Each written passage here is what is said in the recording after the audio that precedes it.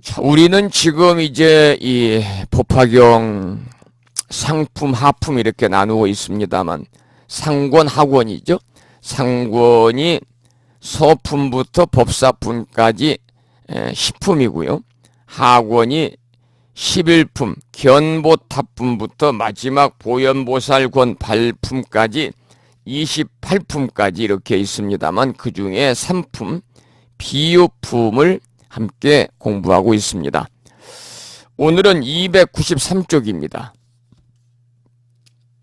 293쪽 비유에서 법을 밝히다. 지금 제3품 우리가 이제 공부하고 있습니다만은 비유품에서는 3개 화택의 비유, 화택 비유에 대해서 함께 공부를 하고 있죠. 화택 비유. 제가 이제 이 수업 시간을 통해서 여러 번 말씀을 드렸습니다만 법화경에는 7가지 이 비유가 나옵니다. 그래서 법화경에 나오는 7가지 비유다. 그래서 법화칠유다 이렇게 얘기합니다만 화택유, 궁자유, 약초유, 화성유, 의주유, 개주유, 의자유 이렇게 이제 7가지 비유법이 나오는데요. 그 중에서 3품에서는 비유품에는 화택의 비유입니다. 화택의 비유. 다시 한번 전체적인 그 내용을 함께 지난번에 공부한 것을 복습을 하고 오늘 293쪽 진도 나가겠습니다. 옛날 어느 곳에 엄청나게 부자였던 그리고 나이가 많이 들은 장자가 살고 있었는데요. 이 장자의 집이 아주 대저택이었음에도 불구하고 출입문이 단 하나밖에 없었습니다. 그러던 어느 날 그 장자가 이제 밖에 외출을 냈는데 그때 마침 집에 불이 나게 됩니다. 장자는 집에 돌아오는 길에 불이 난 것을 보고 아주 아연실색을 합니다. 왜냐하면 그 안에는 재산도 재산이려니와 무엇보다도 귀여운 자식들이 있었던 것이죠. 그런데 아이들은 집에 불이 난 줄도 모르고 또 나이들이 어리니까 불에 대한 두려움도 없이 아주 정신없이 뛰놀고 있었습니다. 장자는 아이들을 구하기 위해서 아이들에게 빨리 집에서 뛰어나와라 이렇게 외쳤지만은 아이들은 아버지의 말을 믿지도 않고 또 불이 무엇인지 또는 죽는 것이 무엇인지도 모르고 그저 정신없이 뛰놀고 있었습니다. 장자는 어리석은 아이들에게 불난 집에서 뛰어나오라고 외쳐도 알아듣지 못하자 방편을 쓰기로 합니다. 그것은 바로 아이들이 평소에 가지고 싶어 했던 장난감을 이용하는 것이었습니다. 얘들아, 여기 재미있는 장난감이 있다. 양이 끄는 수레, 사슴이 끄는 수레, 소가 끄는 수레가 있으니 모두들 어서 밖으로 나오너라. 아버지의 장난감을 운운하는 말에 귀가 번쩍 뜨인 아이들은 다투어 집 밖으로 뛰쳐나옵니다. 그러자 장자는 아이들을 안전한 곳으로 데리고 가지요. 그때 아이들이 아버지인 장자에게 아까 말씀하신 장난감을 달라고 하니까 장자는 대신에 커다란 흰소가 끄는 수레를 주었습니다. 제가 지금 말씀드린 이 이야기에서 불타는 집이라고 하는 것은요, 미혹에 빠져있는 세상을 얘기합니다.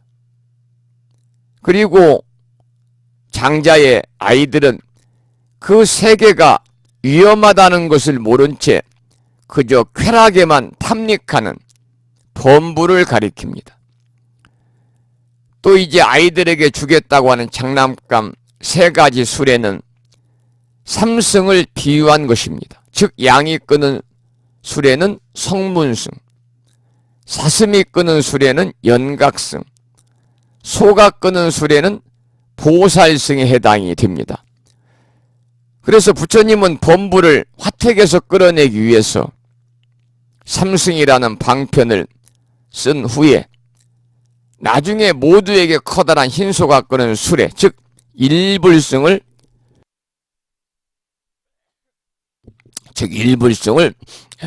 주게 되지요. 바로 이것이 이제 법화 치료 중에서 법화경에서 말하는 7가지 비유 중에서 첫 번째 삼품 비유품에 나오는 3개 화택의 비유, 화택류를 지금 우리가 공부하고 있죠. 오늘은 그 중에서 이제 293쪽 비유에서 법을 밝히다 라고 하는 제목의 경문을 함께 읽어보겠습니다. 함께 본문을 소리내서 읽어보지요. 사리부리여, 열에도 그와 같아서 모든 세상 사람들의 아버지로서 온갖 두려움과 쇠퇴와 고뇌와 근심 걱정과 무명과 어두움이 영원히 다하여 남음이 없게 하느니라.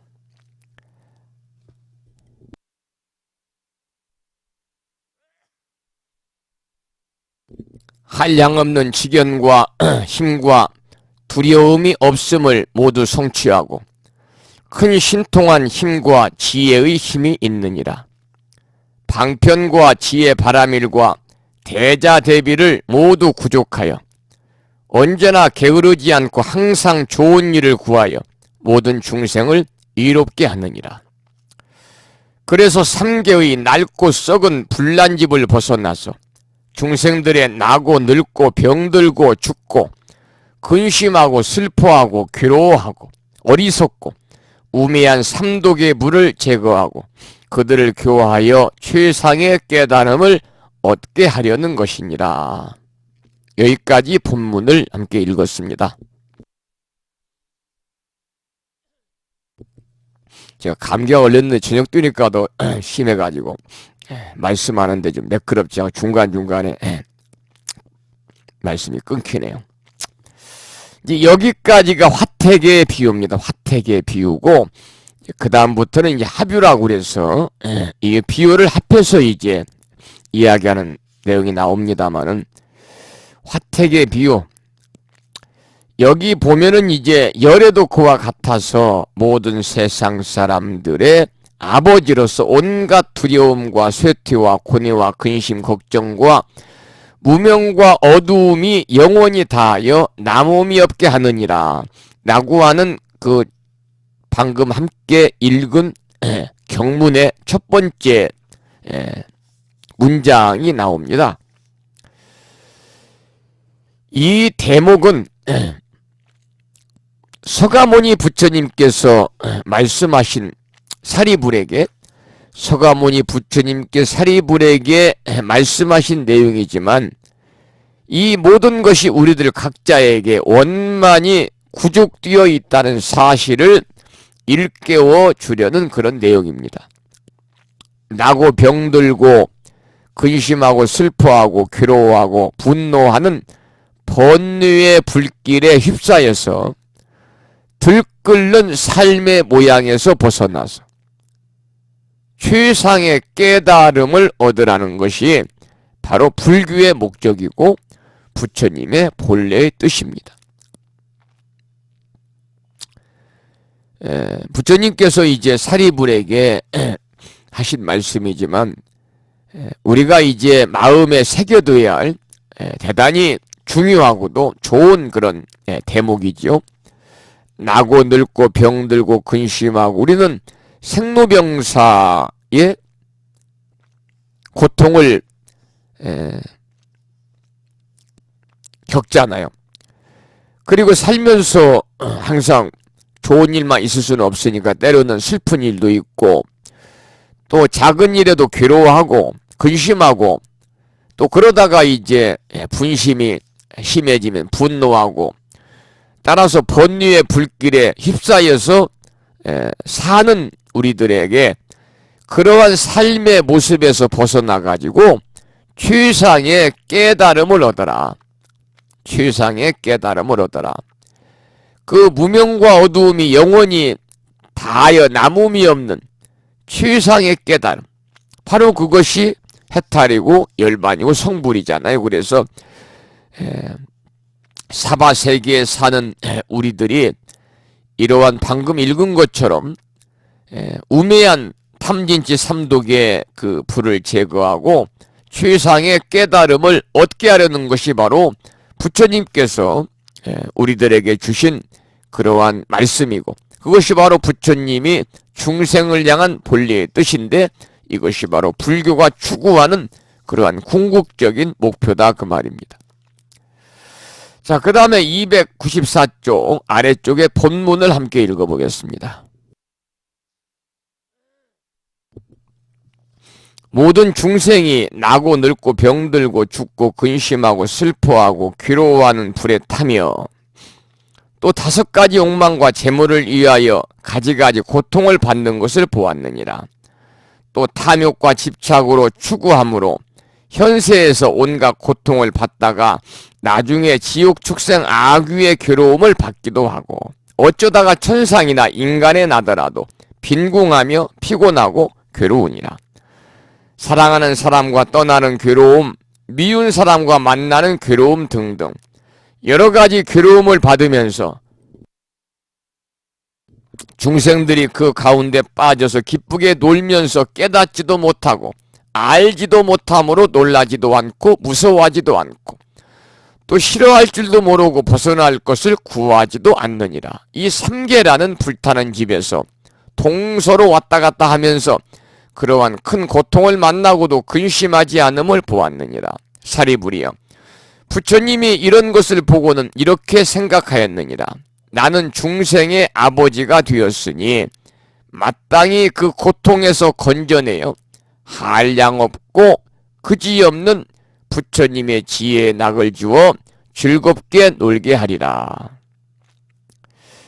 여기 보면은 이제 이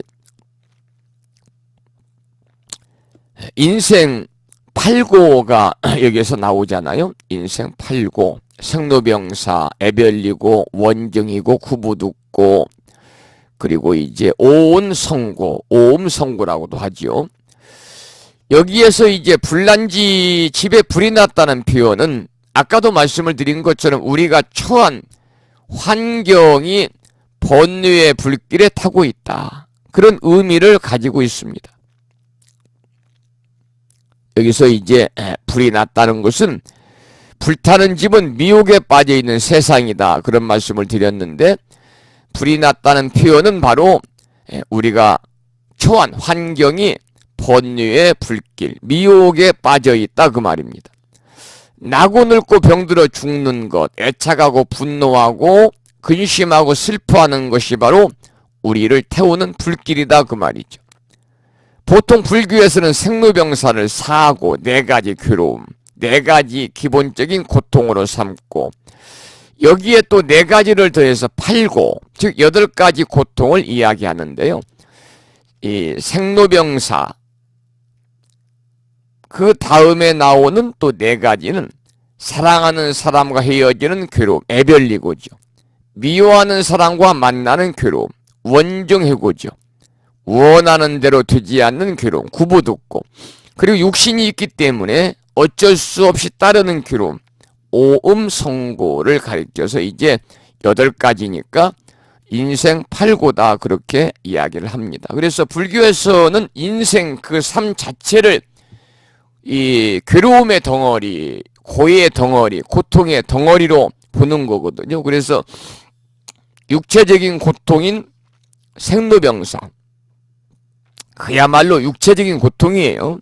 태어남이 고통이요, 늙어감이 고통이에요. 늙어가면서 병드는 것이 고통이요, 늙어서 병들면 죽는 것이 고통이다. 이것이 육체적인 고통인 생로병사의 4가지 괴로움, 사고에다가 애별리고, 오고죠. 5번째 괴로움입니다. 사랑하는 사람과 헤어지는 고통이 있죠. 여러분도 겪어보신 분들 계시죠. 이성간이 아니랄지라도 부모와 자식 간, 동기 간, 또는 가까운 그 친구 간 지인들, 사랑하는 사람과 헤어지는 고통. 그 다음에 여섯 번째 육고는 원증이고 미운 사람과 만나는 고통. 보기 싫은 사람을 보고 살아야 되는 고통이 육고, 여섯 번째 괴로움인 원증희고입니다. 일곱 번째 칠고는 뭐냐면 구부독고입니다. 구부독고. 구부독고라고 하는 것은 원하는 대로 되지 않는 괴로움인데, 원하는 것이라고 하는 것은 구하는 겁니다. 구할 구자니까요. 구하려고 해도 구하고자 하지만 구하지 못하는 고통이 있죠. 이게 일곱 번째 칠고입니다. 여덟 번째 팔고는 뭐냐면 오음성고입니다. 오음성고. 오음성고는 육신이 있기 때문에 어쩔 수 없이 따르는 괴로움이에요. 다시 말씀을 드리면 색수상 행식, 이것을 이제 우리가 오온이라고 그러잖아요. 색수상 행식. 그래서 색온, 수온, 상온, 행온, 식온입니다. 색온이라는 것은 이 빛깔이라든지 모양을 가진 물체입니다. 빛깔이라든지 모양을 가진 물체인데 우리 육신도 여기 해당이 됩니다. 색온. 그래서 이제 우리 사람을 얘기할 때는 색이 우리의 육신이요, 수상행식이 정신입니다. 그런데 이것을 나누어서 얘기한다면 색온은 빛깔과 모양을 가진 물질이기 때문에 우리 육신도 여기 해당이 되는 것이고, 수온이라는 것은 받을 숫자를 씁니다. 모론자에다가 인간 정신 가운데요, 즐거움이나 괴로움 같은 느낌, 우리가 흔히 필링이라고 그러잖아요. 감정, 느끼는 감정, 이런 것이 수온입니다. 그 다음에 이제 오온 중에 세 번째는 생각상자를 쓰는 상온인데, 우리가 지각하고 알고 깨닫고 사유하는 작용, 생각이나 지식이나 그 사람의 이념이나 가치관이나 사상이나 철학이나 이런 것이 상온이죠. 네 번째 행온은 행위행자를 씁니다만, 이 수상, 수온, 그리고 상온, 또 마지막에 식온 이후에 심리적인 의지작용, 심리적인 작용, 의지작용이 바로 행온입니다. 마지막 식온이라는 것은 아식자를 쓰는데요. 아식자에 쓰는데 인식의 주체인 것이 바로 식별, 판단력, 분별력, 이런 것을 이야기를 합니다. 그래서 바로 이제 그 여덟 번째 괴로움 팔고인 오음성고는 뭐냐? 물질이나 색수상 행식이죠. 느낌이나 그 다음에 생각이나 작용이나 식별의 그러한 다섯 가지 오음으로 인한, 오온으로 인한 고통을 우리가 얘기하는데, 이 네 가지 사고인 생로병사도 그 자체로 괴로워지는 게 아니라 생로병사 함으로써 오음성고, 즉 몸과 마음의 고통이라는 작용이 지성해지기 때문에 괴로워지는 겁니다. 그것이 바로 이제 생로병사의 괴로움이고, 이 오온, 즉 수상행식, 색온, 그 다음에 수온, 상온, 행온, 식온, 수상행식이라는 몸과 마음의 작용이 너무 치성하고 복잡하고 반응이 많이 일어나기 때문에 괴로워진다, 이렇게 보는 거지요. 우리가 이제 애별리고 원증이고 구부독고도 마찬가지입니다.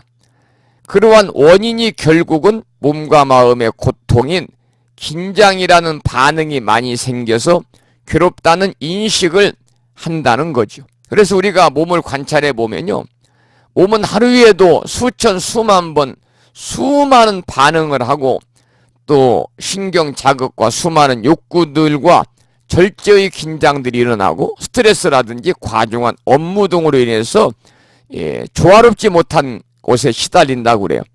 마음의 문제도 애별리고 원정이고 구부독고와 같은 수많은 문제와 삶의 추구와 그리고 탐진치 같은 욕망과 분노와 어리석은 마음들로 가득 차 있기 때문에 괴로움이다. 그래서 결국 인간 고해, 인간의 괴로움의 총체적 모습은, 즉 번뇌의 망상은 이들 오음이 치성에 생기는 것이다. 그래서 우리 육신을 나의 것이라든지, 또 내 육신은 영원하다는 한 것이라든지, 내 육신을 또 항상 아름다운 것으로 착각하면 맨 먼저 인간 고통이 온다. 그래서 이것이 바로 이제 오온성고, 오옴성고다, 이렇게 이야기하고 있죠.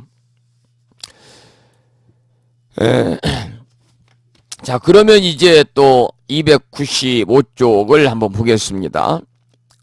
중간입니다. 사람으로 태어나가지고, 거기 했죠. 불자들은 세상사에 부딪혔을 때 인연 따라 분수 따라 수용할 줄 알아야 됩니다. 우리 불자들은 살아가면서 모든 세상 일에 부딪혔을 때 우리가 인연에 따라서 수용할 줄 알고 분수에 따라 수용할 줄 알아야 된다는 겁니다. 재물이든 명예든 사람이든 간에 주어진 인연을 따르고 처한 분수에 따라서 받아들여야 된다. 억지로 바꾸려고 하지 말고 일부러 인위적으로 조작하지 말고 그렇게 인연 따라 분수 따라서 살아갈 줄 아는 자세가 필요하다. 그래서 그 말이 바로 그 뒤에 나오는 사자성어인 수연무작이라는 겁니다. 수연무작이다. 따를 수자 인연연자, 그리고 없을 무자 지을 짝자. 이 말은 인연을 따르고 내 힘을 따르고 분수를 따라라. 방금 말씀을 드린 것처럼 인연 따라서 분수 따라 수용해라, 그 말입니다.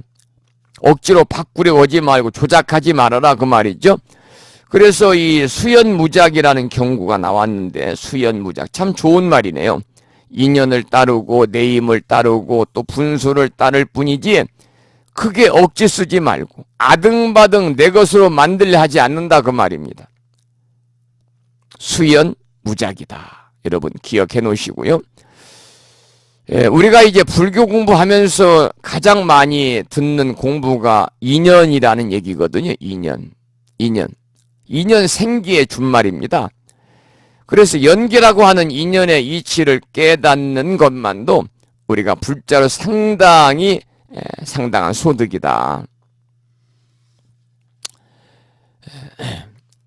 그리고 이제 그 뒤에 나오는 그 본문 중에서 이 삼계라고 하는 불타는 집에서, 지금 거기는 어디냐면 295쪽 위에서 두 번째 줄 마지막부터입니다. 이 삼계라는 불타는 집에서 동서로 왔다 갔다 하면서 그러한 큰 고통을 만나고도 근심하지 않음을 보았느니라. 이 목석처럼 둔해서 나중에 돌이킬 수 없는 고통스러운 상황에 이르게 된다면 참으로 미련하고 어리석은 일이죠. 그래서 불교에서 등불을 좋아하는 이유가 바로 뭐냐? 등불이라고 하는 것은 바로 지혜를 상징하기 때문에 불교에서는 등불을 좋아하죠.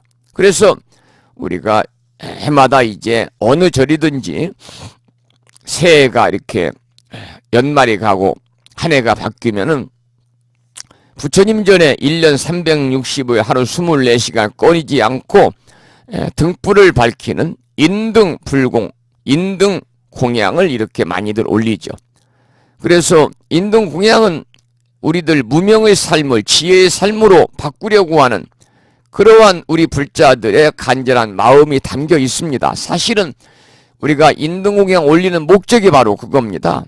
우리의 삶에서 그 무명을 밝은 그런 지혜의 삶으로, 무명의 삶을 지혜의 삶으로 전환하고 바꾸려고 하는 그러한 그 마음이 담겨 있어야 되는데, 이제 대부분 인등공양 올릴 때는 이제 소원 성취라든지 바라는 모든 일들이 이루어지기를 간절히 원하는 마음으로 이제 올리고 있습니다만은, 사실은 내가 원하는 것이 이루어졌으면 좋겠다고 간절하게 기도하고 기원하지 않아도 우리의 삶 자체에서 탐진치 삼독으로 가득 찬 무명의 삶을 우리가 밝은 지혜의 삶으로 전환을 시키게 되면은 내가 원하고 굳이 바라지 않아도 불보살님이 또 신중님이 알아서 원하는 바를 다 성취시켜 주는 것이 바로 기도의 공덕이고 그리고 불사의 공덕이거든요.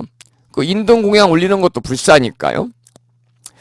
그래서 불교에서 등불을 좋아하는 이유는 바로 지혜를 상징하기 때문인데 우리가 지혜의 반대는 뭡니까? 치암입니다. 치암. 지혜의 반대는 치암이다. 그래서 우리가 여러분들 절에 가시면은 항상 천수경 한 편 독송하잖아요. 시박참회 하지 않습니까? 시박참회 중에도 치암중재 금일참회가 나오는 거예요. 그래서 우치한 주여, 어리석은 주여, 오늘 참회합니다 하고 우리가 이제 천수경 독송하면서도 치암중재 금일참회를 합니다마는 그 지혜의 반대가 바로 어리석음, 치암이에요. 치자는 어리석다 그럴 때 어리석을 치자에다가 어두울 암자. 우리가 이제 옛날에 보면은 지금이야 그런 이제 사진관, 지금 사진관이 있죠. 사진관에서 암실 있습니다. 암실. 캄캄하게 해서 인화하는 암실. 그래서 어두울다 그럴 때는 어두울 암자를 씁니다. 그러니까 어둡고 어리석은 삶이 치암이에요. 이렇게 어둡고 어리석은 삶을 밝게 모아서 우리가 어떠한 살면서 문제가 생기지 않도록 사전에 대처할 줄 아는 삶을 우리는 지혜로운 삶이다.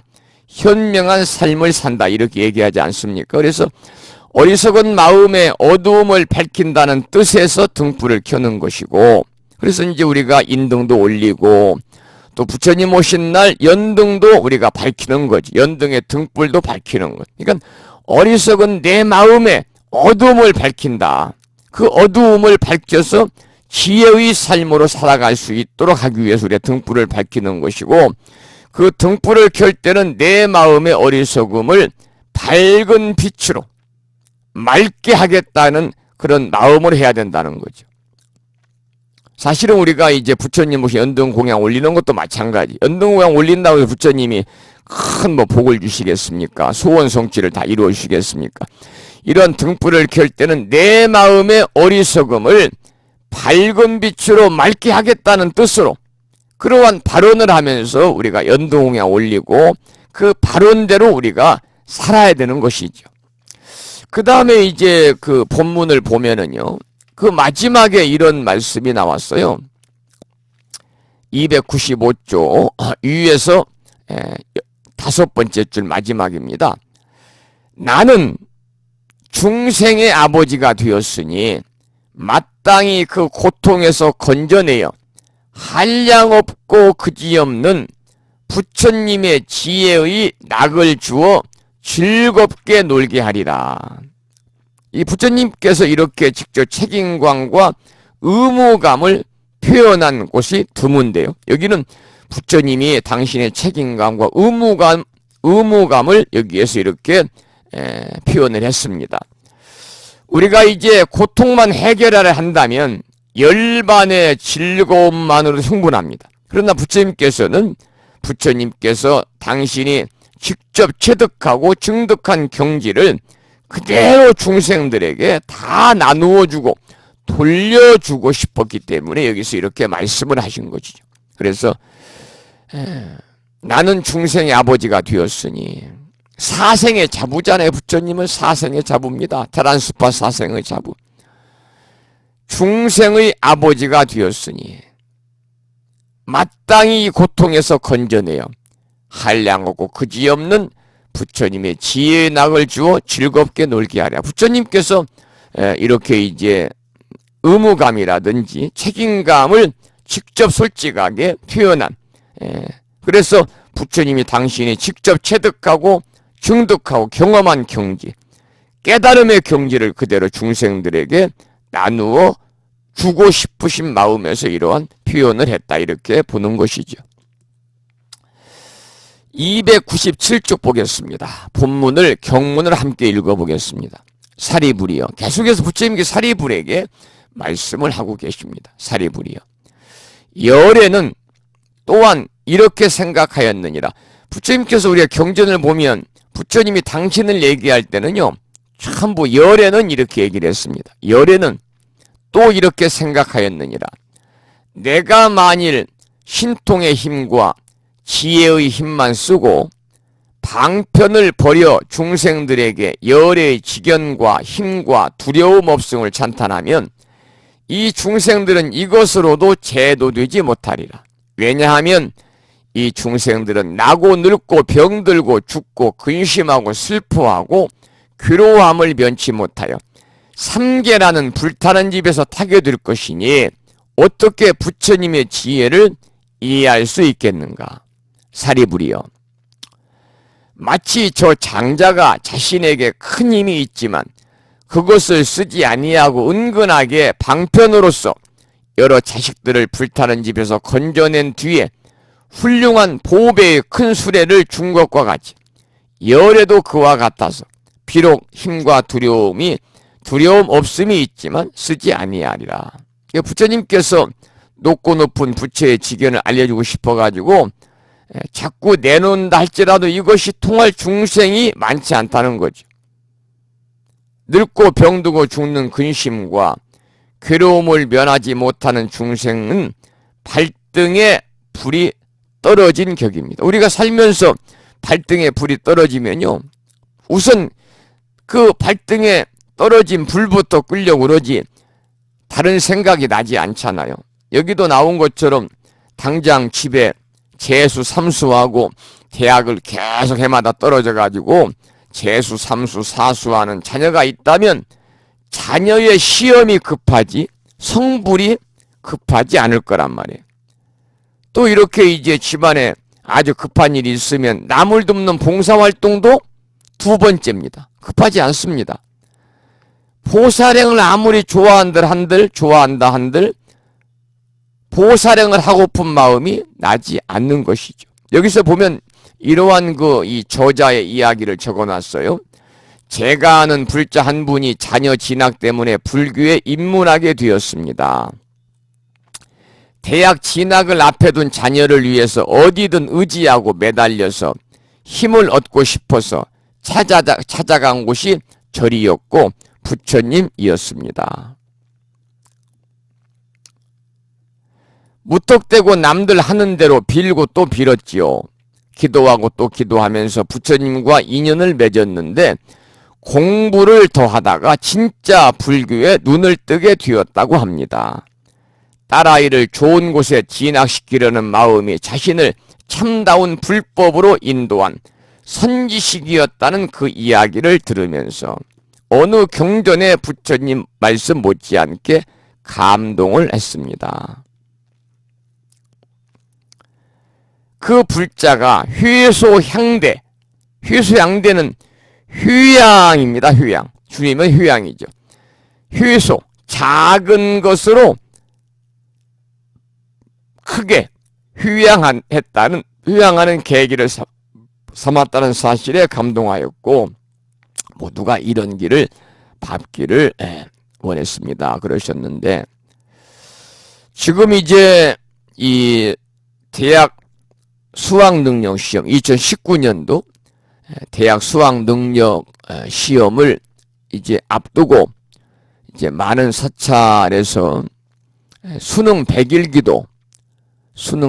기도를 올리고 있죠. 아마 요즘에 가보진 않았습니다만은 팔공산 갑바위 부처님 도량에 가면은 아마 금년에 수학능력 시험 보는 그런 자녀를 둔 부모님들이 아마 인산인해를 이룰 정도로 약사 열애부를 이렇게 정근하면서 아마 철야기도 하시는 분들이 굉장히 많을 거예요.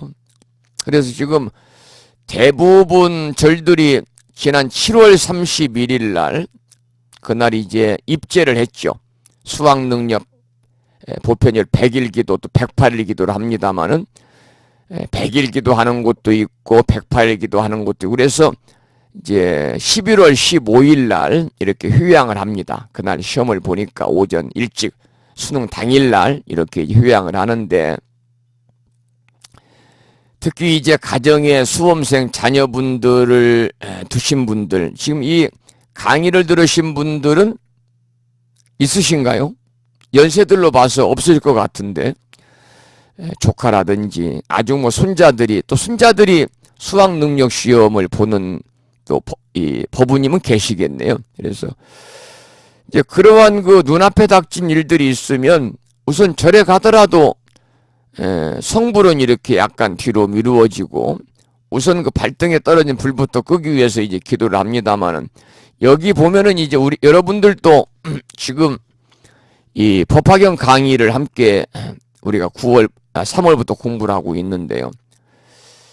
처음에 불교에 입문할 때는 여러분이 이런 경전 공부를 하기 위해서 입문을 하신 분이 계신지 모르겠습니다만은, 대부분 아마 방금 말씀드렸던 것처럼 무언가 절을 찾아간 이유가 있을 거예요. 절을 찾아간 이유.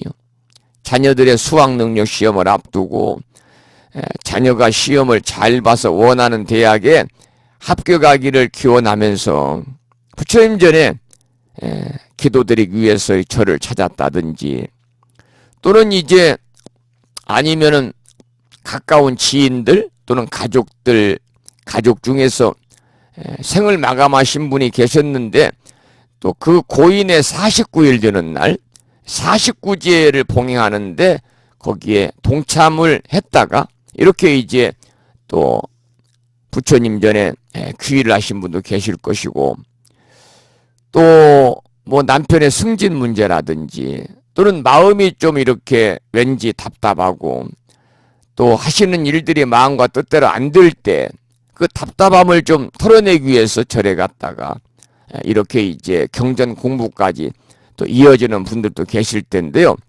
바로 우리가 처음에 어떻게 절에 가게 되었는가, 처음에 어떻게 부처님과 인연을 맺었는가도 중요하지만 더 중요한 것은 바로 여기에 나오는 이 주인공처럼 진짜 불교에 우리가 눈을 뜨는 것이죠. 지금 이 강의를 듣고 계시는 법우님들은요, 모두 다 진짜 불교에 눈을 뜨신 분들입니다. 진짜 불교에 눈을 뜨신 분들이 아니면 이렇게 딱딱한 또 저녁 시간에 편하게 쉬셔야 되는 시간에 공부하기는 쉽지 않죠. 그래서 그것이 바로 회수향대다. 회수향대. 작은 것으로 크게 휴양하는 계기를 삼았다, 그 말입니다. 작은 것으로 크게 휴양하는 계기를 우리도 삼아야 된다, 그 말이죠. 299쪽의 경문을 함께 읽어보겠습니다. 299쪽. 경문은 본문을 함께 읽으십시다, 그런 말씀을 제가 여러 차례 드렸습니다. 이런 시간이 아니면 또 함께 읽어볼 시간이 드물어요. 함께 읽으시기 바랍니다. 다만 지혜와 방편으로서 삼계라는 불타는 집에서 중생들을 건져내기 위해서 삼승인 성문승, 벽지불승, 일불승을 설하기 위하여 이렇게 말하였느니라. 너희들은 이 삼계라는 불이 붙은 집에 있기를 좋아하지 말며 변변치 않은 물질, 소리, 냄새, 맛, 감촉을 탐하지 말라. 만일 탐내어 애착하면 반드시 불에 타게 되느니라. 그대들이 이 삼계에서 빨리 나오면 마땅히 삼승인 성문승, 벽지불승, 일불승을 얻으리라. 내가 지금 그대들에게 이 일을 책임지고 보증하나니 절대 허망하지 아니하리라. 그대들은 부지런히 정진하라고 하였느니라. 열애께서는 이와 같은 방편으로 중생들을 달래어 나오게 하고서 또 말씀하셨습니다. 그대들은 이런 줄을 마땅히 알라. 이 삼승의 법은 다 성인들의 칭찬하는 바로서 자유자재하여 속박이 없고 의지하여 구할 것도 없나니 이 삼승에 오르면 셈이 없는 오근, 오력, 칠각지, 팔정도, 선정, 해탈, 삼매 등을 스스로 즐기면서 한량없이 편안하고 즐거움을 얻게 되리라. 300쪽입니다. 300쪽. 두 번째 줄이요. 함께 읽겠습니다. 사리불이여, 만약 어떤 중생이 안으로 지혜가 있으면서 부처님 세존의 법을 듣고 믿으며 부지런히 정진하여 삼계에서 빨리 벗어나려고 스스로 열반을 구하면 이는 성문승이라 하느니라. 저 자식들이 양이 끄는 수레를 가지려고 불난 집에서 뛰쳐나온 것과 같으니라. 만약 어떤 중생이 부처님 세존의 법을 믿으며 부지런히 정진하여 자연의 지혜를 구하며 혼자 있기를 좋아하고 고요한 곳을 즐기며 모든 법의 인연을 깊이 알면 이는 벽지불승이라 하느니라. 저 자식들이 사슴이 끄는 수레를 가지려고 불난 집에서 뛰쳐나온 것과 같으니라. 만약 어떤 중생이 부처님 세존의 법을 듣고 믿으며 부지런히 정진하여 온갖 지혜와 부처님의 지혜와 자연의 지혜와 스스로 깨달은 지혜와 열의 지견과 힘과 두려움 없음을 구하고 한량 없는 중생을 가엾이 여기어 안락하게 하며 천신과 인간 사람들을 이롭게 하며 모든 사람을 제도하면 이는 대승보살이라 하느니라. 이 대승법을 구함으로 이름을 마살이라고 하나니 저 자식들이 소가 끄는 수레를 가지려고 불난 집에서 뛰쳐나온 것과 같으니라. 본문이 좀 길었습니다만 다시 본문 299쪽으로 넘어가면은요. 위에서 네 번째 줄 너희들은 이 삼계라는 불이 붙은 집에 있기를 좋아하지 말라고 그랬습니다. 그리고 변변치 않은 물질, 소리, 냄새, 맛, 감촉을 탐하지 말라. 이것이 바로 색수상 미축법입니다. 우리가 오음성고라고 말씀을 드렸잖아요. 그래서 여기에 만약에 우리가 물질, 소리, 냄새, 맛, 감촉, 색수상 행식에 우리가 탐내 애착하면은 반드시 불에 타게 된다 그랬습니다. 이것이 바로 오음성고입니다. 괴로움을 갖게 된다 그 말이죠. 그리고 이제 제일 밑에 보면은요. 두 번째 줄 이 삼승에 오르면 셈이 없는 오력, 오근, 오력, 칠각지, 팔정도, 선정, 해탈, 삼매 등을 스스로 즐기면서 이런 문구가 나오거든요. 이 내용은 우리가 이제 37 조도품이라는 게 있습니다. 37 조도품. 깨달음을 얻기 위해서 수행하는 37가지의 방법을 37 조도품이다 이렇게 말합니다. 거기에는 사념처, 사정근, 사여의적, 오근, 오력, 칠각지, 팔정도를 합하면 37가지가 돼가지고 37 보리분법이다. 이러한 수행 방법을 통해서 깨달음을 성취할 수 있기 때문에 37 보리도법이다 이야기합니다만 그 중에서 이제 오근, 오력, 칠각지, 팔정도가 나오잖아요. 그럼 오근이란 뭐냐면 불법 가운데 도의 뿌리를 이 다소도자에 뿌리 근자니까 불법 가운데 도의 뿌리를 깊게 내려가지고 세속법에 흔들리지 않도록 하는 수행법입니다. 불법 가운데 도의 뿌리를 깊이 내려서 세속법에 흔들리지 않도록 하는 수행법을 오근이라고 그래요. 첫째는 신근. 이 믿을 신자거든요.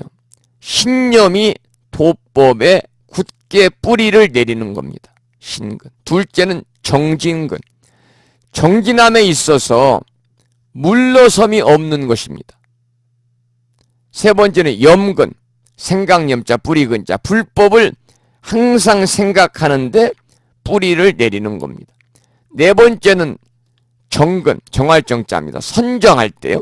선정에 뿌리를 내리는 것이고 오근의 마지막 다섯 번째 해근, 지혜자, 뿌리근자를 써서 불법의 진리를 여실히 하는 바른 지혜에 뿌리를 내리는 것. 이것을 이제 우리가 오근이다 이렇게 말합니다. 오근이다. 그 다음에 이제 두 번째 오력은 열반을 증득하기 위한 수행 방법인데 열반을 증득하기 위한 수행 방법으로서 뛰어난 작용을 하는 힘력자니까 다섯 가지의 힘을 오력이라고 합니다. 첫 번째는 방금 제가 말씀을 드린 것처럼 신근, 정진근, 염근, 정근, 해근이 오근이라고 그랬잖아요. 여기는 이 앞에는 똑같습니다. 신력, 진력. 정진할 때 진력이 있죠. 나갈 진짜. 세 번째 염력, 그다음에 정력, 해력인데 오력의 첫 번째는 신력입니다. 신력. 믿을 신자, 힘력자.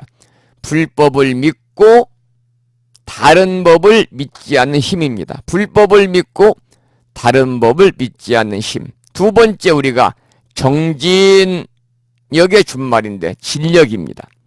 수행에만 정진하는 힘입니다. 세 번째 염력은 생각염자 힘력자인데 수행에만 전념하는 힘, 전념하는 힘. 네 번째는 정력, 정할 때 선정이거든요. 선정을 닦아서 산란한 생각을 제거하는 힘. 다섯째는 해력입니다. 지혜자니까 지혜를 닦아서 온갖 어리석은 생각을 없애는 힘. 실력, 신력, 진력, 정진력이죠. 염력, 정력, 해력을 오력이라고 합니다. 그 다음에 칠각지라는 것은 깨달음으로 이끌어주면서 깨달음에 도움이 되는 7가지 수행 방법을 우리가 이제 칠각지라고 그러고요. 구체적인 설명은 줄이겠습니다. 그 다음에 이제 마지막 8정도가 나오죠. 8정도. 우리가 이제 멸성제를 성취하는 수행 방법. 그래서 정견, 정사유, 정정진, 정념, 정어, 정업, 정명, 정정. 우리가 바른 견해, 바른 사유, 바른 노력, 바른 명심, 바른 말, 바른 행위, 바른 생활, 바른 명상 등 8가지는요. 열반으로 이끌어주는 최선의 길입니다. 8가지. 그래서 우리가 8정도다 이렇게 이야기를 합니다. 자, 그러면 이제 본문에 나오는 내용 중에서 우리가 알아야 되는 어려운 불교 용어에 대해서 함께 설명을 했고요. 300쪽의 해설문을 보겠습니다. 다만 지혜와 방편으로서 이게 지금 방금 읽었던 그 내용 중에서 299쪽 제일 위에 나오는 겁니다. 다만 지혜와 방편으로서 삼계라는 불타는 집에서 중생들을 건져내기 위하여 삼승인, 성문승, 벽지불승, 일불승이 이제 보살승입니다. 보살승을 설하기 위하여 이렇게 말하였느니라. 그러니까 이 다만 지혜와 방편으로서 삼계라는 불타는 집에 중생들을 건져내기 위해서 삼승인, 성문승, 벽지불승, 일불승을 설하기 위하여 이렇게 말하였느니라. 여기서 일불승이라고 그랬는데 사실은 성문, 벽지불은 연각이니까 연각승, 그 다음에 보살승이라고 해야 됩니다. 보살승. 근데 여기서는 보살승이라고 해야 할 곳에 일불승이라고 나와 있어서 이제 많이들 문제 삼고 있다고 그럽니다. 잘못된 것 같아요. 그리고 이제 여기서부터 중생들의 근기에 맞춰 삼승을 설하고 있잖아요. 성문승은 열반을 구하는 것을 말합니다. 양이 끄는 수레를 좋아하는 아이들이 바로 성문승에 해당되죠. 아까 말씀을 드렸죠. 흔히들 열반이라는 말을 하지만 사실은 초기 단계의 경지라는 말입니다. 그 다음에 이제 벽지불승은요. 우리가 이제 연각승이다. 홀로 깨달았다고 그래서 독각승이다 이렇게 말합니다만 사슴이 끄는 수레를 좋아하는 아이들입니다. 그러니까 성문승과 따지고 보면은 50보 100보인데 성문승보다 조금 더 수준이 조금 높다 이렇게 말할 수가 있고 벽지불승이 구하는 자연의 지혜는요. 우리가 자연해라고 그러는데 자연의 지혜는 벽지불승은 독각승 또 홀로 깨달았기 때문에요. 연각승 이렇게 말하는데 자기 자신의 체험을 통해서 자연적으로 얻는 지혜를 말합니다.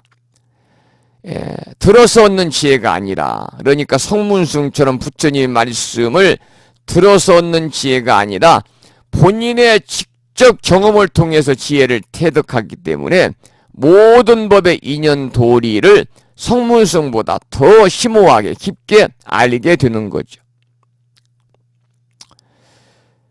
다른 종교를 믿는 사람이나 혹은 친지나 이웃에게 불교는 도대체 무엇을 하는 종교냐라고 하는 질문을 받는다면 여러분은 어떻게 대답하시겠습니까?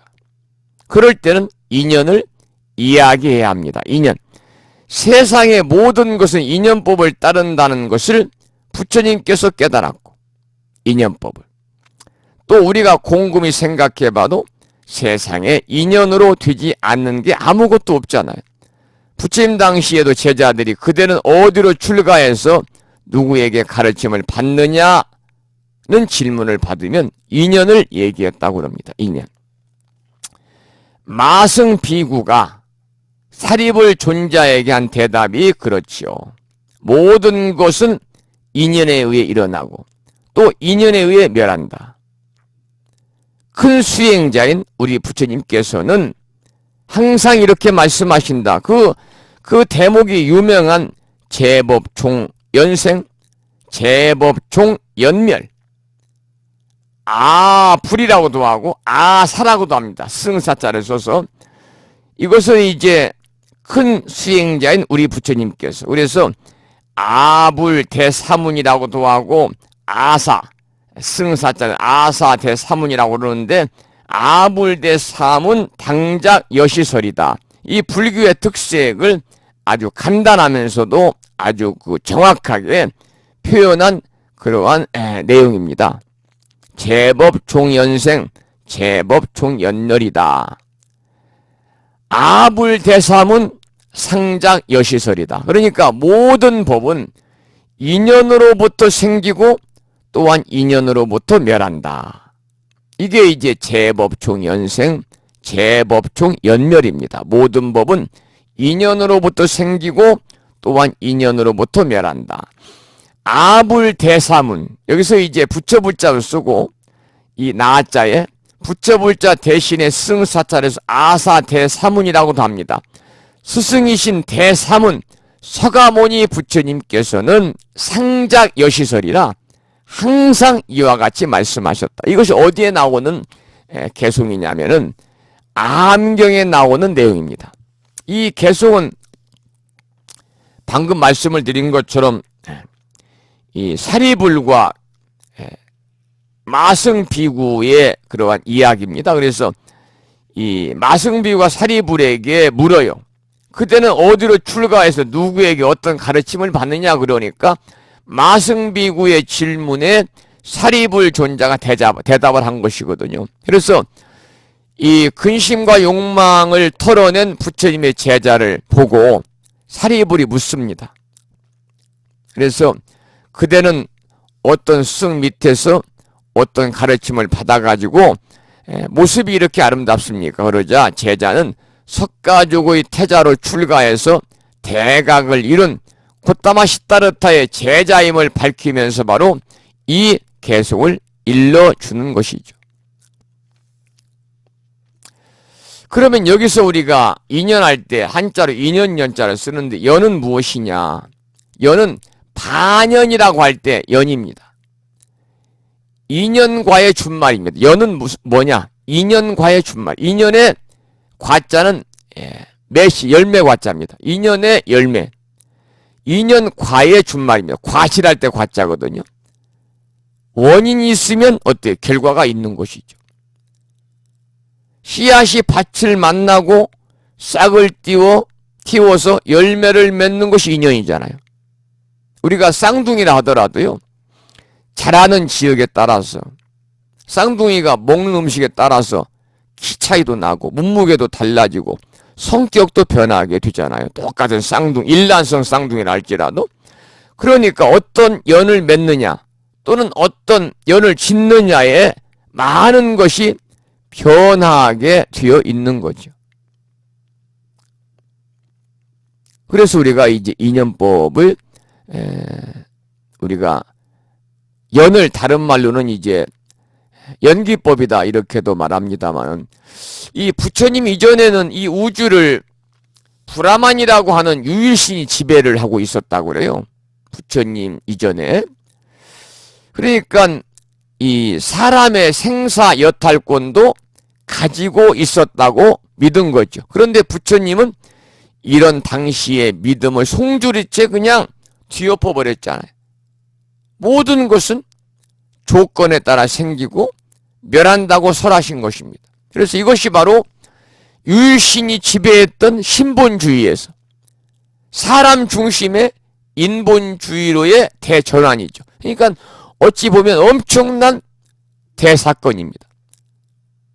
쉬운 말로 내 삶도 내가 하기 나름이라는 말이에요. 내 삶도 내가 하기 나름이에요. 그래서 부처님의 출현은 이런 까닭의 인류 역사상 위대한 사건이고, 그래서 최초의 인간 선언이다 이렇게 얘기합니다. 우리가 이제 방금 말씀을 드린 것처럼 연을 다른 말로 연기법이라고 하잖아요. 그래서 삼라만상 모든 것이요, 혼자 독립적으로 존재하는 것이 아니라 어떻습니까? 더불어서 살아간다는 것이거든요. 다시 말씀을 드리면 모든 것이 다 인드라망, 그물망으로 닫혀 있는 것이다. 그래서 우주는 한 몸이고 또 한 송이다. 이것이 깨달은 분들의 안목입니다. 그러니까 우리 길거리 풀 한 포기도 혼자 자라지 않아요. 따라서 풀 한 포기에 우주의 원리가 다 들어있다는 것이 불교에서 말하는 인연법입니다. 인연법. 자, 그러면은 또 본문을 보겠습니다. 301쪽 밑에 네 번째 줄부터 보겠습니다. 세 번째, 지금 첫 번째 수가 끄는 수레가 뭐라고 그랬습니까? 벽지불승, 연각승, 독각승이라고 그랬습니다. 첫 번째 수가 끄는 수레가 성문승이라고 했어요. 성문승이다. 두 번째,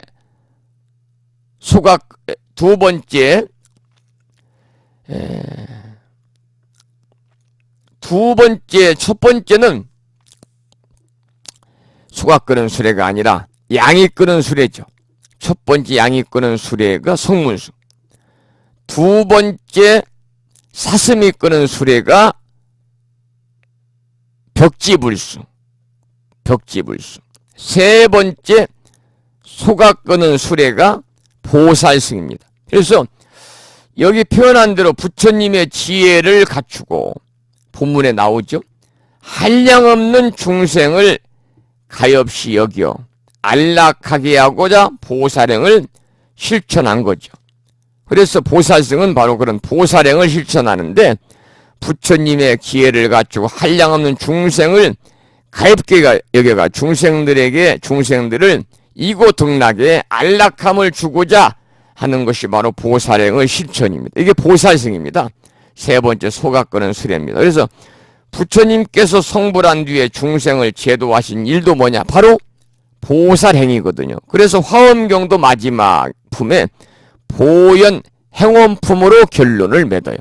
화엄경의 마지막이 바로 보현 행원품이거든요. 그토록 방대한 깨달음의 경지를 이야기하지만은 화엄경도 최종적으로 보현보살 행원으로 결론을 맺게 됩니다. 많고 많은 보살 가운데 보현보살을 든 것은요, 보현보살 10대 행원이 그만큼 드높고 아름답기 때문이죠. 여러분들, 보현보살은 대행, 보현보살 그렇게 말하잖아요. 큰 실천행을 하는 거예요. 그래서 보현보살 우리가 10가지 서원, 여러분들이 보현보살 10가지 서원에 대해서는 아시는 분들도 계시고 또 모르는 분도 계실 텐데요. 아마 제가 또 다시 말씀을 드리면 그렇지라고 이제 한 번쯤 기억이 되살아날 텐데, 여기서 방금 말씀을 드린 것처럼 이 보현보살의 10대 행원이 아주 그 수승하고 드높고 아름답다 그랬으니까 보현보살 10대 행원을 잠깐 좀 말씀을 드리겠습니다. 보현보살 10대 행원이라고도 10가지 소원이라고도 합니다만, 첫 번째는 예경재불원이다. 그러니까 과거, 현재, 미래에 거쳐서 3세에 거쳐서 이 세계에 두루 계시는 모든 부처님께 예를 표하고 공경하기를 원하는 것이 바로 예경재불원입니다. 예경재불원. 모든 부처님께 예경 올리기를 원하는 겁니다. 두 번째는 칭찬 열애원입니다. 지고한 부처님께 간절한 마음과 지극한 정성으로 최상의 영광과 최상의 찬양을 올리는 원입니다. 세 번째는 광수공양원이다. 그래서 모든 부처님께 두루 공양함은 물론이거니와 진리를 펴고 올바른 수행을 하며 여러 중생들을 이익케 하는 공양을 널리 광수니까 넓은 광자 닦을 숫자 널리 닦아나가기를 원하는 겁니다. 네 번째는 참제업장원이다. 우리가 참여할 때 그 참여입니다. 뉘우치 참자. 탐욕과 질투와 그리고 어리석음으로 인해서 자신이 지은 잘못을 뉘우치고 그리고 용서를 구하는 원입니다. 다섯 번째 수의공덕원. 아주 중요한 내용이죠. 항상 불보살림과 이웃이 지은 공덕에 감사를 표하면서 기뻐하는 원입니다. 여섯 번째 청불세주원. 불보살림이 열반에 드시지 말고 항상 이 세계에 머물러 계시기를 청하는 원입니다. 그 다음에 이제 일곱 번째는 청전법륜은 진리의 수레바퀴가 언제나 이 세상에서 굴러갈 수 있기를 청하는 원인이고요. 그 다음에 이제 여덟 번째는 상수불학원이다. 항상 치열한 각오로 불도를 닦기를 원하는 겁니다. 아홉 번째는 항승 중생원. 언제나 모든 중생의 바람을 보살펴 섬기기를 부모님이나 스승, 부처님 모시듯이 하는 원입니다. 열 번째는 보계휴양원입니다. 모든 공덕을 이웃에게 베풀기 위해서 중생의 세계로 뒤돌아오는 현. 이것이 아주 구구절절 다 옳은 말씀 아닙니까? 그래서 보현보살의 10대 행원입니다. 10가지 소원을 말씀을 드렸는데, 그리고 이제 화엄경에 관한 얘기가 나와서 화엄경의 본래 이름은 대방광불 화엄경입니다. 그래서 우리가 약찬계도 오늘 아침에 아침 방송, 오늘이 추위 이튿날이기 때문에 화엄경 약찬계를 독송하면서 제가 말씀을 드렸습니다. 화엄경 약찬계에 갖추어진 명칭, 본래 이름은 대방광불 화엄경 용수보살 약찬계거든요. 그래서 화엄경의 본래 이름은 대방광불 화엄경입니다. 다시 말해서 꽃으로 장엄한 경전이다. 이런 말이죠. 꽃처럼 아름다운 행위, 다른 중생의 안락을 구하는 보살행을 여기서는 꽃이라고 표현하는 것이죠. 집안에 한 꽃 한 송이만 있어도 분위기가 확 다르듯이 나의 삶이 다른 사람들의 행복에 조금이라도 보탬이 될 때 그 사유가 맑아지고 사람이 살만한 사유가 되는 것이죠. 그래서 우리는 살면서 붙자니까 나의 삶이 다른 사람의 행복에 조금이라도 보탬이 될 수 있는 그러한 삶을 살아야 되겠죠. 그럴 때 우리가 꽃으로 장엄한 듯 아름답고 밝고 맑은 세상이 되겠죠. 그 다음에 302쪽의 본문을 읽어보겠습니다. 302쪽입니다. 사리불이여, 마치 저 장자가 여러 자식들이 불난 집에서 무사히 나와 두려움이 없는 곳에 이르렀음을 보고 자기의 재산이 한량없음을 생각하여 모든 자식들에게 평등하게 큰 수레를 준 것과 같이 열애도 그와 같으니라. 모든 중생의 아버지로서 한량없는 억천 중생이 불교의 문으로서 삼계의 고해에서 벗어나와 무섭고 험한 길에서 열반을 얻은 것을 보고는 열애께서 생각하기를 나는 한량없고 그지없는 지혜와 힘과 두려움 없는 부처님의 법의 창고를 가졌는데 이 중생들은 모두 나의 아들이니 평등하게 대성을 줄 것이요, 어떤 사람이라도 홀로 열반을 얻게 하지는 아니하고 모두가 열의 열반을 얻게 하리라고 하고, 이 삼계를 벗어난 중생들에게 부처님의 선정과 해탈의 장난감을 주었으니 모두 한 종류, 한 모양, 한 종류로서 성인들의 칭찬하는 바라 청정하고 미묘하며 제일 가는 즐거움을 내었느니라. 여기까지 이제 본문을 읽었습니다만, 이 해설본을 보면 이렇게 나오잖아요. 성문승과 연각승과 보살승은 궁극적으로 일불승을 가기 위한 방편입니다. 여러 번 제가 일불승을 이야기할 때 여러 번 여러분들에게 말씀을 드렸던 그 내용입니다. 일불승을 말씀을 드릴 때 우리가 부처님께서는요, 당신이 이루신 깨달음이 너무나 깊고 깊어서 탐욕에 가린 중생들에게는 쉽게 받아들여지지 않을 것을 여겨가지고 과거에 여러 부처님이 쓰신 방편대로 삼승으로 나누어서 설하셨습니다. 부처님께서. 그런데 여기서 이제 승이라고 하는 것은 타고 가는 것을 의미하잖아요. 탈승자니까. 삼승으로 설한다는 것은 곧 사제, 고진멸도, 사성제와 팔정도를 닦아가지고 모든 법의 인연을 잘 아는 길인 벽지불승과 육바라미를 닦아 깨달음을 구하는 길인 보살승입니다. 이 삼승 중에서 성문승과 벽지불승은 소승에 해당하고요, 보살승은 대승에 해당됩니다. 이 두 승은 천여 차원을 달리하고 있죠. 소승은요, 생사와 열반을 분별하지 않고는 성립할 수 없는 것이고, 대승은 생사와 열반을 분별해서 성립할 수가 없기 때문에 서로 이렇게 확연하게 다릅니다. 그런데 이제 궁극적으로 이 일부승이라고 하는 것은 뭐냐면, 이 승이라는 것은 이제 탈승자인데 중생을 깨달음으로 인도하는 부처님의 가르침입니다. 그러니까 이 부처의 경지에 이르게 하는 오직 하나의 궁극적인 가르침이다. 모든 중생을 성불하게 하는, 모든 일체 중생을 성불하게 하는 부처님의 유일한 가르침을 우리가 일불승이라고 합니다. 일불승. 그래서 승자는 탈승자지만 중생들을 깨달음으로 인도하는 부처님의 가르침을 뜻하는데, 이러한 부처의 경지에 이르게 하는 오직 하나의 궁극적인 가르침, 오직 모든 중생을 성불하게 하는 부처의 유일한 가르침, 그러니까 일체 중생을 구제해 가지고요 성불하게 하는 유일한 가르침이다. 이것이 바로 이제 일불승인데,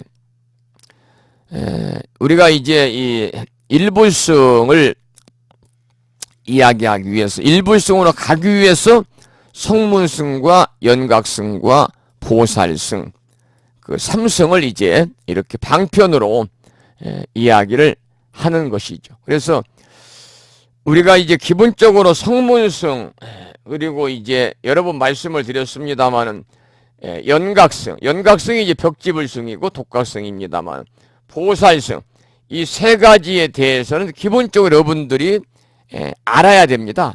알아야 돼요. 무언가를 알아야 그 다음 얘기가 이제 되는 거예요. 그래서 이걸 삼승이라고 그러는데 여러 차례 말씀을 드렸습니다만 잠깐만 좀 말씀을 드리면, 첫 번째 성문승이라는 것은 우리가 이제 소리성자 들을 문자입니다. 소리는 소리를 듣는다. 무슨 소리를 듣느냐면 법문의 소리를 들음으로써 깨달음으로 나아가는 단계입니다.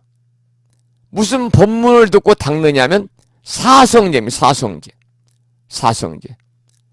그래서 존재는 본질적으로 괴로움에 쌓여 있고, 괴로움은 가만히 있지 않고 모여가지고 일어나는 그 작용, 이게 이제 모을 집자거든요. 고집멸도할 때 작용을 하고, 그렇지만 괴로움을 잘 우리가 분석하고 이해하면 어때? 소멸할 수 있어요. 이게 이제 멸성제. 소멸에 이르는 그러한 진리로 팔정도 수행이 있다는 고집멸도 네 가지 진리. 이 초기 불교의 근간이 되는 수행의 논리가 사성제잖아요. 그래서 부처님께서 설하신 사성제의 법문을 듣고 이를 관해서 해탈에 이르는 것을 말합니다. 이게 이제 소위 성문승입니다. 그래서 성문승은 초기 불교의 이상으로 부처님의 제자가 타는 수레라는 의미를 담고 있어요. 두 번째 이제 연각승이라는 것은 인연법을 깨닫는 수행의 방편으로 일승에 나아가는 단계입니다. 여기서 인연법은 무슨 인연법이냐? 12인연법에 의지하는 것을 말합니다. 그래서 이 초기 불교 시대의 이상이었던 연각승은 스승을 찾지 않고 스스로 12인연법을 관해서 깨달음의 세계로 나아가죠. 그래서 연각승을 달리 독각승, 홀로 깨달았다. 홀로 독자 깨달을 각자. 독각승이라고도 하고 중승자가 아니라 탈승자입니다. 독각승이라고도 부르는데 말 그대로 혼자서 깨닫는 수행을 하는 겁니다. 수행이 있어서 어떤 사람은 스승의 가르침을 따르는 사람도 있지만 굳이 자신이 믿는 방법을 고집하는 경우도 있거든요. 우리가 신도 불자님들을 봐도 그래요. 자기 식대로 하려고 하는 사람들이 가끔 있습니다. 이게 이제 소위 말하면은 그 이제 연각승. 그 다음에 이제 마지막에 삼승 중에서 세 번째가 이제 보살승입니다. 보살승.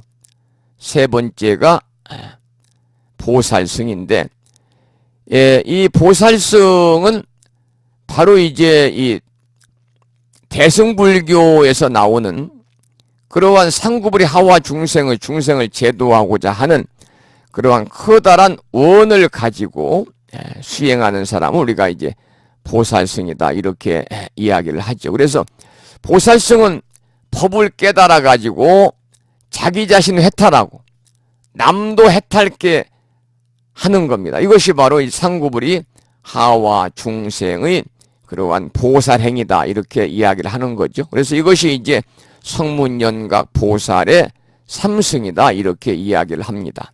삼승이다. 결국 이 세 가지 삼승의 수레를 타게 되면요, 목적지가 있을 거 아니겠습니까? 목적지가 어디냐? 우리가 차를 타도 목적 없이 타지는 않잖아요.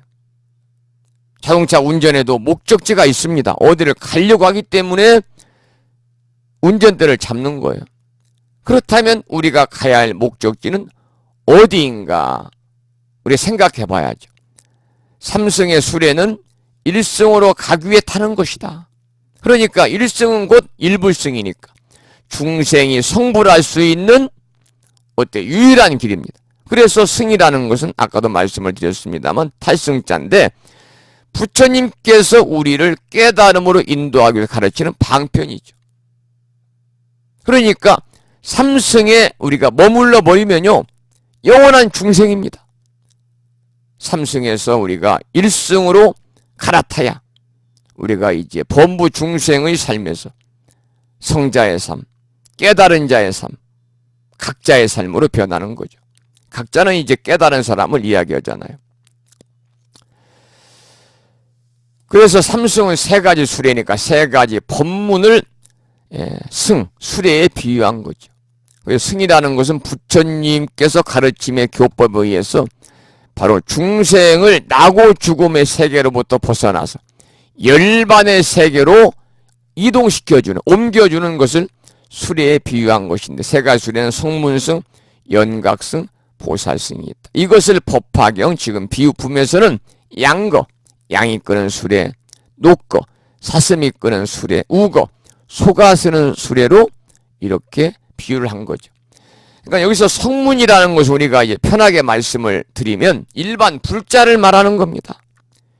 연각은 독각이니까 아라한이나, 우리나라에서는 이제 나한이라고 그러잖아요. 나한 기도 도량이 있잖아요. 아라한이나 나한을 말하는 거고, 세 번째 보살은 아까 말씀을 드린 것 상구불이 하와 중생, 위로는 보리를 구하고 그리고 아래는 중생을 제도하는 수행자를 이야기하는 겁니다. 그래서 우리가 성문승과 연각승은 자신만이 불도를 이루고자 하기 때문에 다른 사람을 구하고자 하는 마음을 별로 내지 않기 때문에 우리 대승불교에서는 우리가 이런 성문승, 연각승을 소승불교다 그래서 이렇게 좀 폄하해서 이렇게 부르고 있습니다. 우리나라는 그 대승불교권입니다. 대승불교권입니다. 이렇게 이제 부연해서 좀 설명을 좀 드리도록 하고요. 자, 그 다음에 이제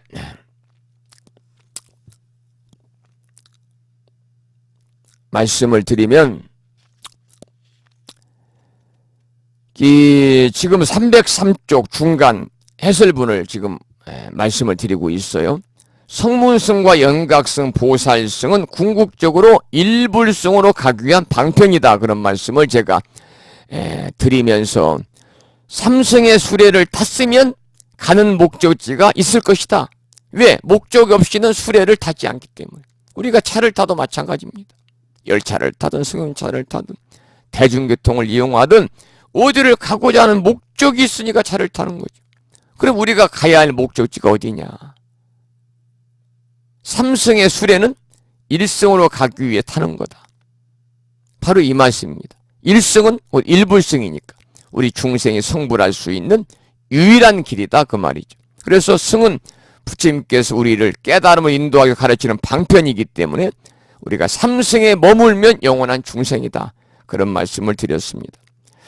303쪽의 중간에 보면 이런 말씀이 있어요. 실제이지에 불수일진이요. 불사문 중에 불사일법이다. 부처의 경지는 먼지 하나 붙을 수 없는 자리지만은 불수일진이죠. 티끌진짜니까. 중생을 구제하는 데에는 아무리 작은 법이라도 버릴 것이 없다 그 말입니다. 자, 이 말씀은 우리가 이제 각 경전에 보면은요. 각 경전에 보면은 사구계라는 게 있어요. 사구계. 여러분 금강경 사구계는 잘 아시잖아요.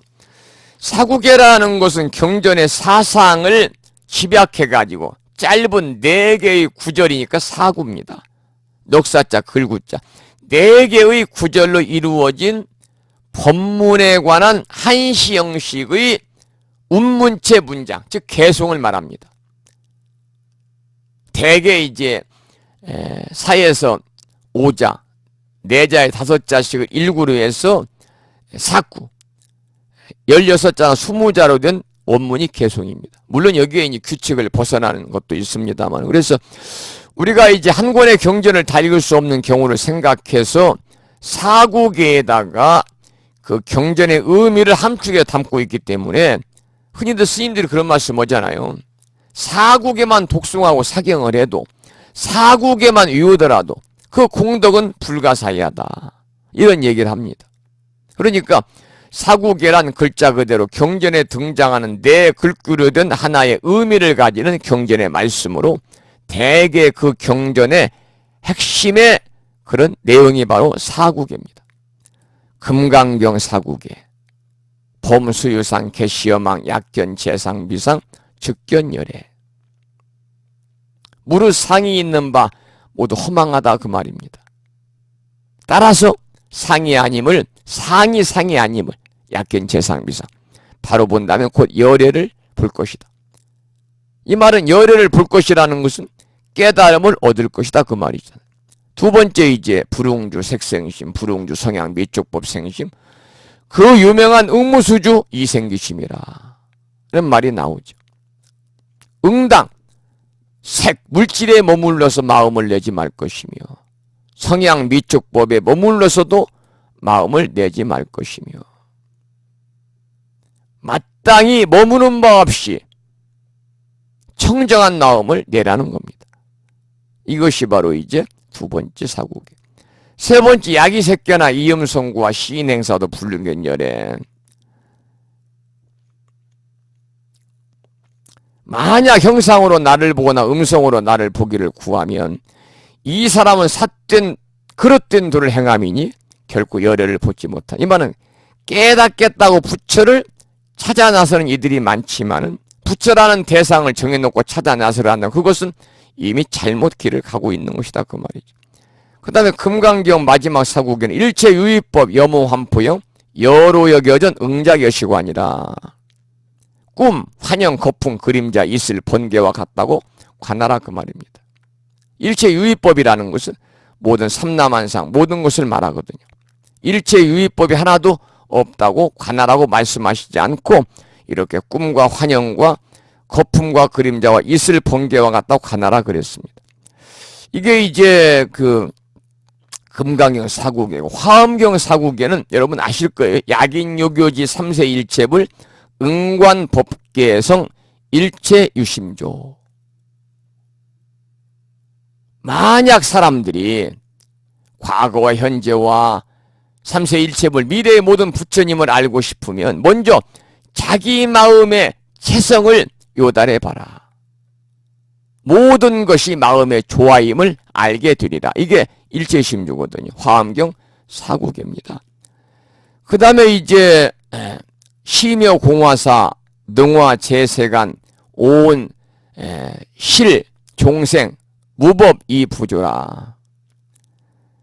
마음은 그림을 그리는 화가와 같아서 능히 모든 세상 일을 다 그려내고, 이 몸뚱아리 오온도 다 마음으로부터 나온 것이고, 마음은 무엇도 만들지 않는 것이 없다는 말입니다.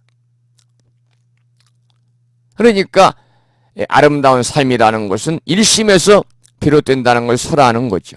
그러면서 이제 우리들의 마음을 화가와 비교해서 일체가 모두 오직 마음임을 선명하게 이야기한 부분이고요. 그 다음에 이제 오늘 지금 이제 말씀드리는 이 나오는 얘기,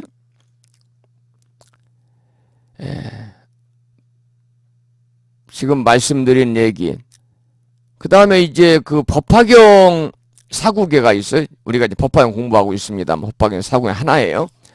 제법 종본래 상자 정멸상 불자 행도의 내세 득작불이다. 법화의 근본 정신인 제법실상의 깊은 도리를 말하고 있는 거죠. 제법이라는 것은 모든 법을 얘기하죠. 있다는 모든 것을 얘기하죠. 실상이라고 하는 것은 모든 것의 참모습이고 중도를 일컫는 거죠.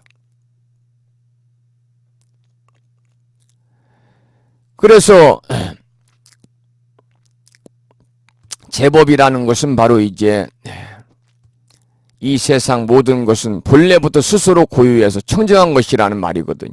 금강경의 범수유상, 개시여망이나 화엄기 일체심조와 같은 맥락을 갖고 있는 것이 바로 제법입니다. 제법. 그리고 이제 방금 지금 나와 있는 그 이 내용은요, 어디를 보면 303쪽에 실제이지의 불수일진이요 불사문중의 불사일법이다. 이걸 풀어서 이제 적어놨어요. 부처의 경지는 먼지 하나 붙을 수 없는 자리지만은 중생을 구제하는 일에는 아무리 작은 법이라도 버릴 것이 없다. 이것이 능엄경 사국입니다. 능엄경 사국에. 실질적인 진리의 자리에는 먼지 하나도 받아들이지 않지만 중생을 교화하는 부분에서는 한 법도, 일법이죠. 불사일법. 버릴 사자니까. 한 법도 버려서는 안 된다는 말입니다. 실질적인 진리라는 것은 뭐냐면 이면에 있는 본질적 세계입니다. 그런데 본질적 세계라는 것은 뭐냐? 완벽해서 빈틈이 없다. 그런 본체라는 것은 공적한 자리거든요. 따라서 진실만 취하려 하다가 보면 실은 아무것도 붙들 것이 없고 받아들일 만한 것도 없다. 그래서 먼지 하나 필요한 것이 없다. 하지만 사람의 삶이라는 것은 본질과 현상의 세계가 함께 존재한다 그 말입니다. 여기서 이제 불사문중의 불사일법이다. 이 부처불자 일사자 이게 불사고 뒤에 나오는 불사 아닌 불자 버릴 사자를 썼습니다마는 부처불자 일사자를 쓴 불사라는 것은 우리들이 사는 일상사를 말합니다. 우리가 사사불공이라고 그러잖아요. 우리가 사는 세상사 하나하나가 다 불공 아닌 게 없다. 이게 사사불공인데요. 똑같은 말입니다. 그래서 요즘에 이제 우리나라에서도 문재인 정부가 들어서 하기야 뭐 모든 정부가 들어서면 개혁과 쇄신을 다 이렇게 일성으로 이야기합니다마는 개혁과 쇄신은 실제의지의 바탕에서 사람의 생각을 바꾸고 제도를 고쳐가지고 국정을 바로잡자는 거잖아요. 그래야 국민들의 사는 삶, 일상사 그대로가 다 바로 설 수 있기 때문에 그렇습니다. 그러나 참된 지도자라는 것은 이 땅에 어느 생명도 버리지 않고 함께 할 수 있어야 된다는 거죠. 그래서 여기 나오는 이 능엄경 사국의 첫 실제 이지 불수이진 불사문중 불사일법에서 실제 이지라는 것은 진리의 본체를 말하기 때문에 어떠한 티끌만한 허물도 용납이 되지 않지만 불사란 중생을 제도하는 일이거든요. 그래서 중생이라는 것은 온갖 종류의 사람들이 다 모인 세계잖아요. 그러나 잡동사니 그들도 모두 우리 백성이니까 다 함께 해야 하는 생명이다 그 말입니다.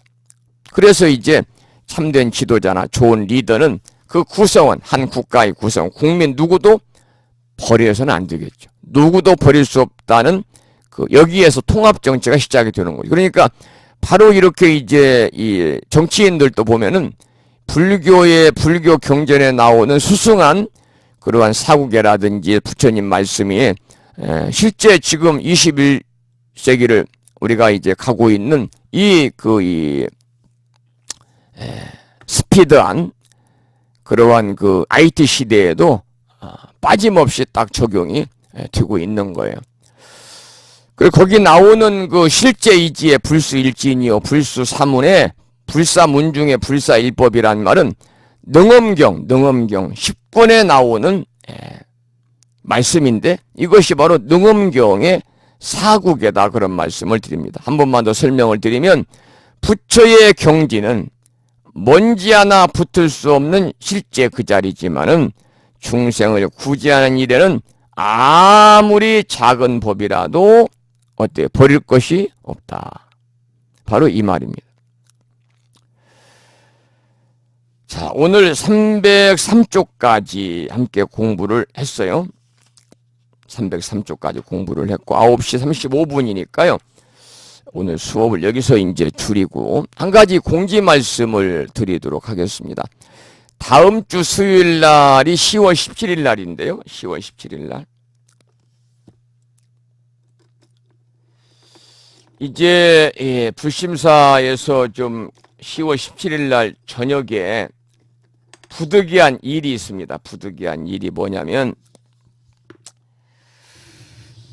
불심사에서는 우리 불자님들이 스님 돌아가신 우리 부모님들 또 할머니 할아버지들 할머니 할아버님 기제사를 좀 모셔주세요. 이런 분들이 간혹 계십니다. 열이면 열 제가 전부 다 죄송합니다.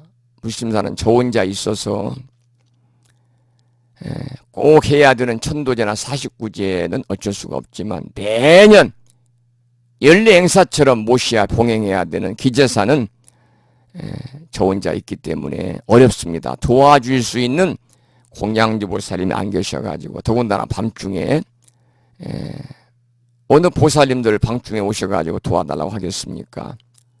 전도 붙이고 나물도 해야 되고 밥도 하고 국도 끓여야 되고 다 또 제사 끝나면 또 설거지 해야 되고 그래서 불심사에서는 대단히 죄송하지만은 기제사를 모셔드릴 수가 없으니까 다른 절에 좀 인연 있는 사찰에 알아보십시오. 그래서 열이면 열 전부 다 제가 거절을 하는데 오래 전부터 그 한 집에 두 집을 했는데 한 집은 다 무차무사 하시는 분들인데 식당 하시는 분 한 집은 낮에 제사를 지내고 제가 나물이니 뭐니 다 갖고 오라고 그랬습니다. 아예 그냥 과일, 떡 다 부처님전에 올릴 공양물 영단에 옮길 그러한 공양물을 다 준비해서 가져오십시오. 그러면 제가 이제 연물해 드리겠습니다. 그래가지고 했는데 이제 연세가 이제 많으신 분인데 막내 아들이 죽었어요. 오래전에. 그래서 아들 제사를 그 어머니가 모시다가 이제 오래 모셨고 아들 제사를 계속 또 나이 먹어서 모신다는 것도 바람직하지 않다고 불심사에 이제 영구입회를 이제 봉안을 하고 제사를 지내지 않습니다만 오래전부터 저녁에 8시에 꼭 제사를 모시는 분이 한 분이 계시는데, 왜냐하면 전국에서 다 모여요. 형제들이 전국서 오니까 서울수도 오고 대전수도 오고 막 나오니까 퇴근하고 와야 되니, 그래서 부모 제사를 합사를 했습니다. 음력 9월 9일로 합사를 했어요. 함께 제사를 합했어요. 그래가지고 매년 음력 9월 9일 날 저녁 8시에 제사를 모시는데, 금년에는 음력 9월 9일이 공교롭게도 10월 17일 다음 주 수요일 날입니다. 그런데 제사를, 날짜 잡은 제사를 앞당기거나 미루기는 곤란하잖아요. 그래서 그날 저녁 때부터 8시부터 제사를 지내야 되기 때문에, 기제사를 모셔야 되기 때문에 부득이하게 다음 주 수업은요, 하루를 앞당겨서 화요일 날 하겠습니다. 다음 주 화요일 날 25번째 수업을 하겠습니다. 그렇게 여러분들이 이해를 하시고, 제가 이제 혹시라도 여러분들이 또 착각하시고 잊어버릴지 모르니까 다음 주 화요일 날은 좀 일찍 6시 정도에 문자를 드려서 그 주에 수업은 하루 앞당겨서 한다는 것을 통지를 해드리고 수업을 할 테니까요. 그렇게 여러분이 좀 양해를 해주시기를 부탁을 드리겠습니다. 다음 주 수요일 날 수업을 하루 앞당겨서 다음 주에는 10월 16일 날 화요일 날 합니다. 그런 공지 말씀을 드리고요. 또 지금 시간이 8시 40분입니다만 늦게 출석을 또 확인하신 분이 있는 것 같아요. 그래서 한번 점검을 해보겠습니다.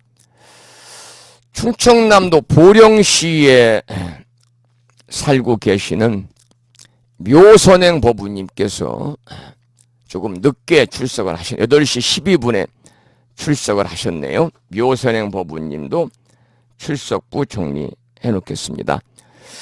그 다음에 경기도 화성시에 살고 계시는 인경화 법우님께서 8시 11분에 출석을 하셨습니다. 그래서 인경화 법우님도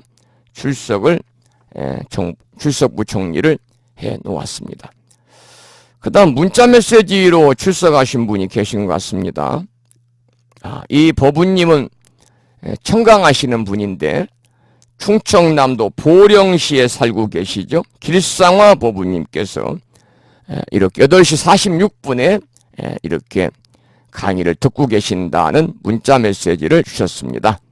자, 이렇게 해서 이제 늦게 출석하시고 늦게 통보하신 법우님들 또 출석 점검하고 인사를 드렸고요. 여기서 오늘 수업을 이제 마치도록 하고 1시간 40분이 공부를 많이 한 것 같지도 않은데 훌쩍 이렇게 지나가 버렸습니다.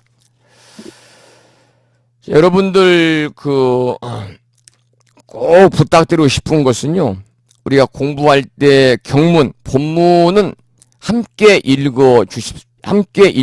읽읍시다. 말씀이 퍼붓거든요. 저도 이때 좀 피곤하더라고요. 또 제가 이제 항상 저녁 취침을 일찍 하기 때문에요. 늦게 이제 강의 끝나고 뭐 늦게 자고 아침 일찍 일어나면 리듬이 확 깨져가지고 그 다음날은 좀 힘들더라고요. 그래서 이게 사람의 그 생활 리듬이라는 것이 몸에 배는 리듬이 좀 대단하구나 그런 생각을 가끔 합니다만은 꼭 여러분들이 본문을 경문을 읽을 때 함께 따라서 읽으시라. 그렇지 않으면 여러분이 경문을 읽을 기회가 거의 없을 거예요. 꼭 함께 읽으세요. 이런 부탁의 말씀을 다시 한번 드리도록 하고요.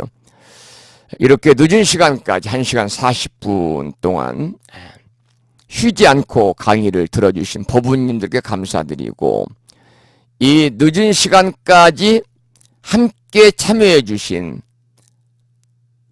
제주특별자치도 서귀포에 살고 계시는 존경하는 현수원 학장님께도 정말 감사의 말씀을 드리면서, 학장님 연세가 계시니까 그저 건강하시기를 축원드리고 마음을 모아서 기도드리도록 그렇게 하겠습니다. 학장님도 감사하다는 말씀을 드리면서 오늘 강의를 마치면서 노래 한 곡을 듣고 그리고 오늘 강의한 내용을 계속해서 올려드리도록 하겠습니다. 제가 좋아하는 노래인데요. 좋은 인연이라는 노래입니다.